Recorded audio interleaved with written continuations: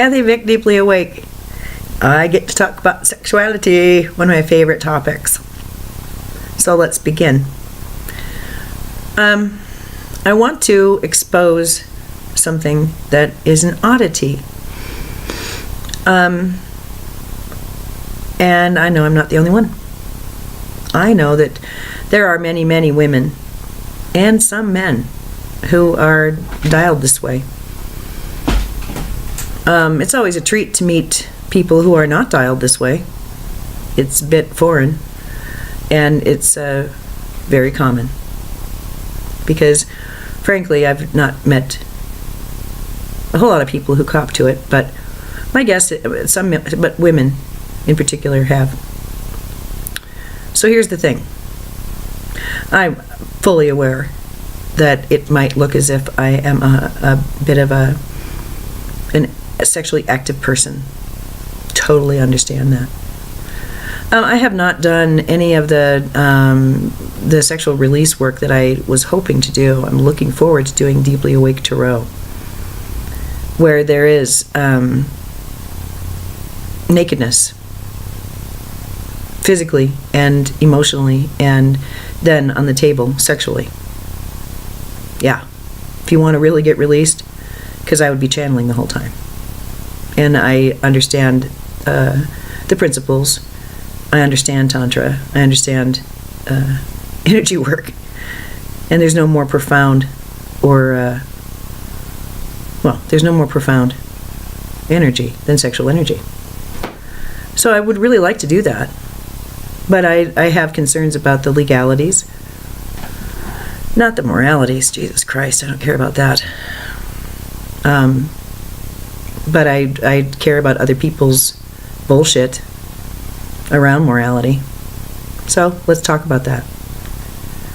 I don't understand humans very well.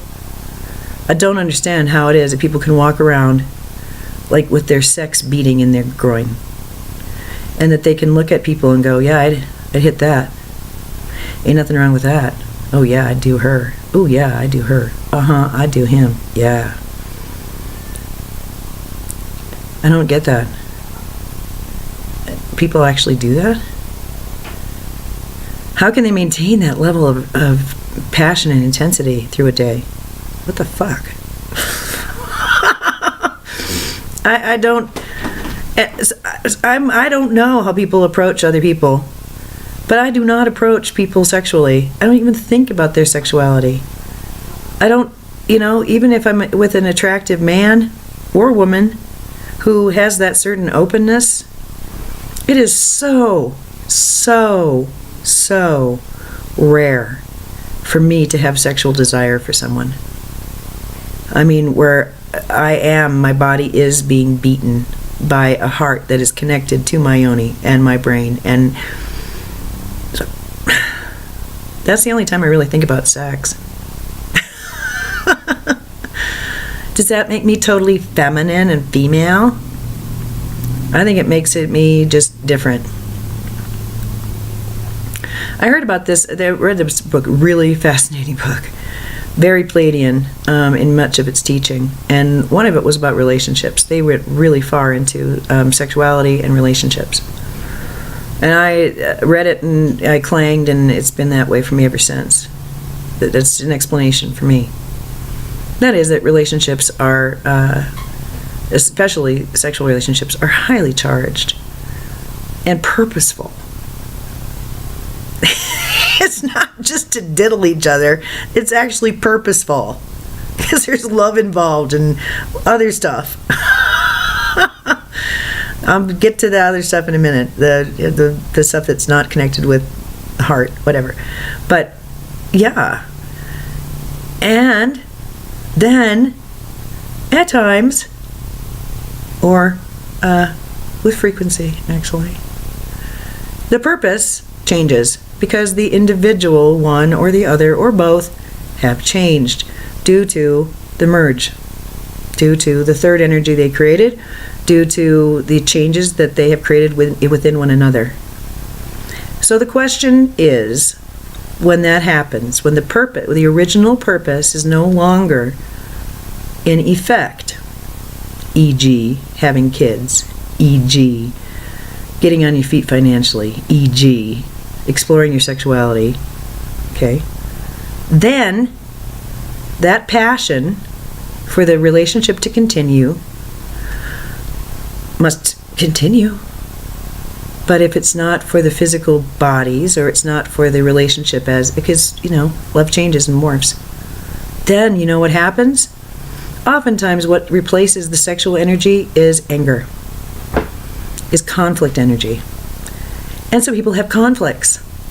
And this is the passion that they require. And that suits them. And that's pretty much what a lot of relationships wind up being that are not mindful. The purpose is long gone, but because it's so enveloping and so much a part of daily life, and the way we've set it up, especially with marriages, so much a part of physical survival, then you get to fight against the conflict that is created from having lost the original purpose to the relationship. And I never really got into doing the secondary stuff. And it's really been okay for me to see different relationships as part of, my growth, and the growth of the ones I was involved with. And when it was done, it was done. But then I do have people in my life who that's not the case at all. Nope. There are some who are just fixtures. They're just part of me. And I've talked with the people who are like that in my life. They're just part of me. They can pretty much do whatever they want. They have a complete pass. Because they're just part of me. And the only real wrong thing to do with someone like that is to tell them what to do. And I have engaged in that too. I've learned to not, but yeah, it can get tricky. So I give you guys a lot of props for being able to be that juicy. If people really walk around thinking, yeah, they're so sexy. What the fuck? But I do that sometimes. Now, I'll just walk past a mirror and go, oh, I'm so sexy. Or I'll just think about just sexual expression, but in a really, really good and fond way. And there are times when I'll have like visions and get all juiced up and everything. But when I'm like talking with somebody, I don't go, oh yeah, I wonder what he's like in bed. Just idly. Ugh. I don't. So when I feel it, holy mackerel, holy Toledo, hold the phone. Something is happening in my pants. It doesn't happen very often. You're special. So I think explains a lot about just how I bond with people. Say, I must have more of you. It's partly because I don't feel it all that often. I'm just not interested. Not interested. So how can I not be interested in personalizing it and still be interested in it? Well, because there are many other ways of expressing it.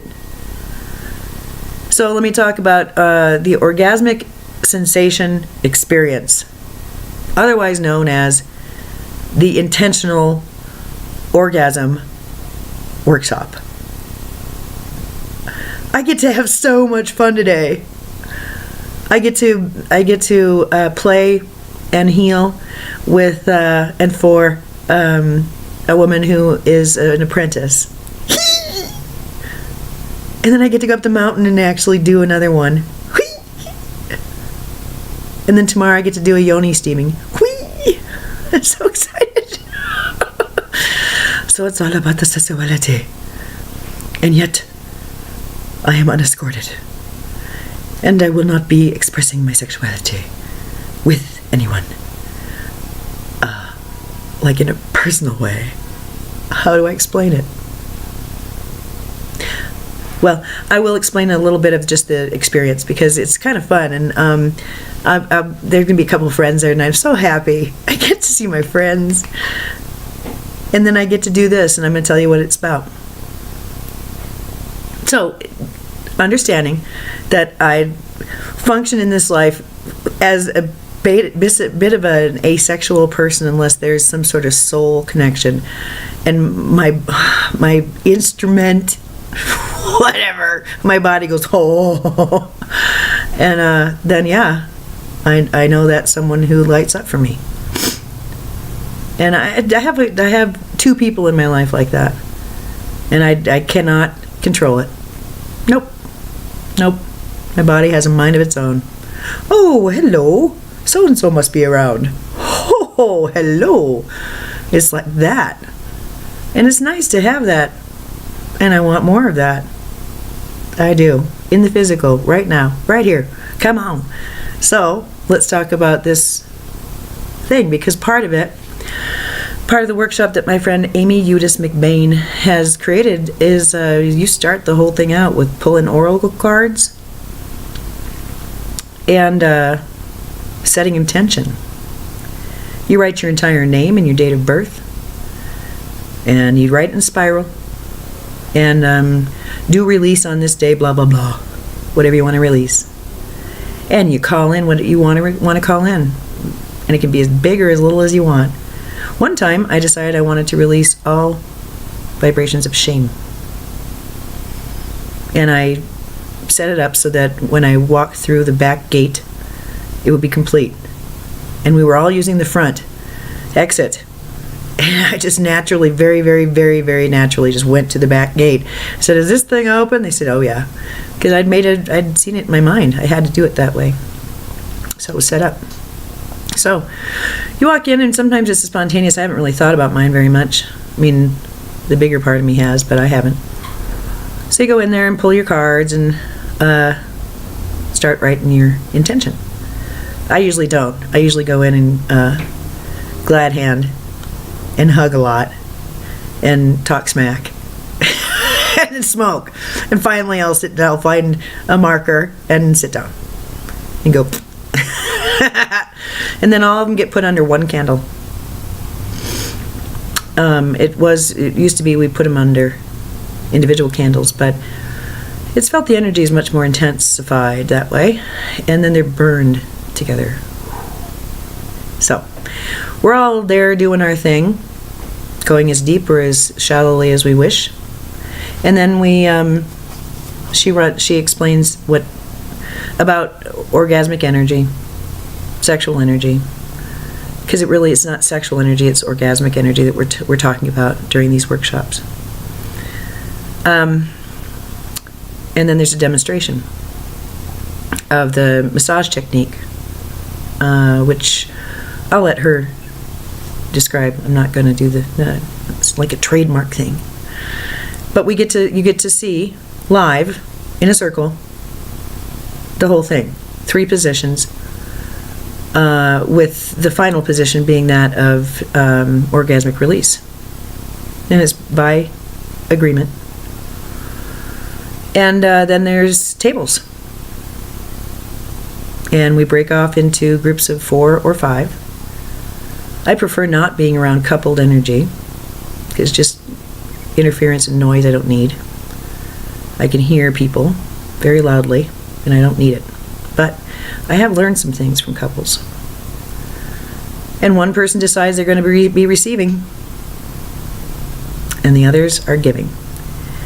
So the receiver gets on the table, and they're asked what their boundaries are, if they have special requests, what they don't want touched or done, what they do prefer, or what area of their body they would like more energy. And then the person on the table receives such exquisite love, because the whole idea, the energy has been raised to the point where it is understood that the human being laying on that table is perfect, is sound, is an expression of their soul, is sacred. And that the point is to pour so much love and honor and acceptance and recognition and celebration into them, as much as you would like to receive. And you just do it. You go through the massage techniques, and you do the front, no, you do the back. You get sprayed, you get spritzed, and you flip, and you get the front. And you can say it that, at any time, if you want sexual touch or not, if it's okay to touch genitals or not. Some people go, go for it, and other people go, you may touch everything except la la la. It's fine. It's fine. And I've been on the table and said, because the question is, do you want your sexual energy raised? And do you want to achieve orgasm? Or not, it's not said achieve, it's more like, do you want to experience? Do you want to go to orgasm or whatever? And you say yes or no. And I've said both. And it's a really, really, really safe place. Now, afterwards, I have been confronted by especially men who want a piece of the action afterwards, as if my response to the energy was actually some sort of advertisement for them. No, actually, no, you don't get to possess this. It wasn't for your benefit. Thanks. I've not encountered anybody who just, kind of goggles at me and goes, I love your energy. I just want to be around it and inside it. No, it's more like, I want to make you make that sound I heard on the table. God. Well, that's nice. Good for you. That's very nice. Move along. It's very different. It's just different.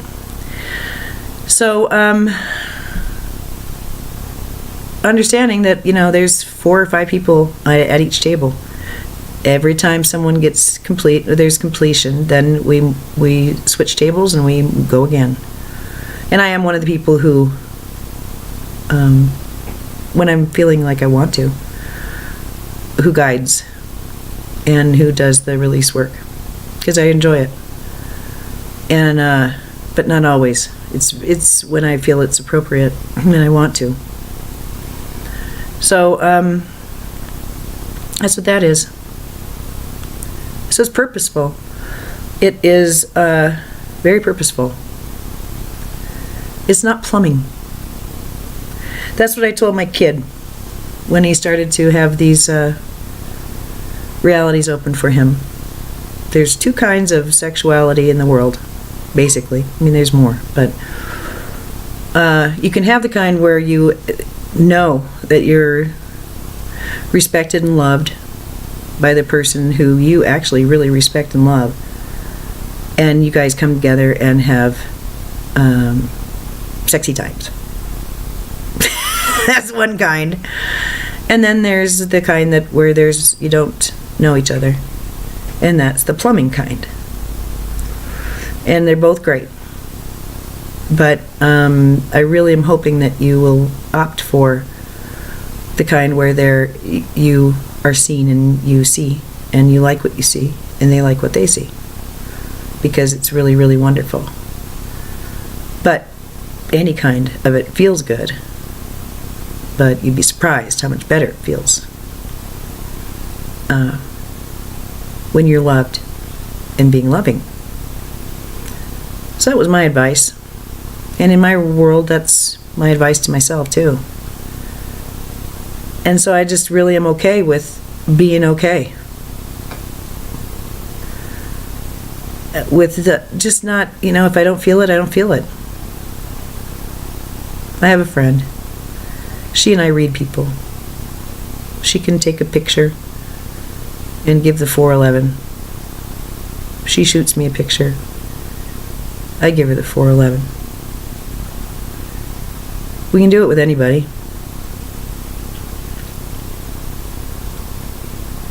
It's uncanny. The depth. Given that, this is what I'm going to leave with, because it's what's been coming through again and again. Given that level of sensitivity,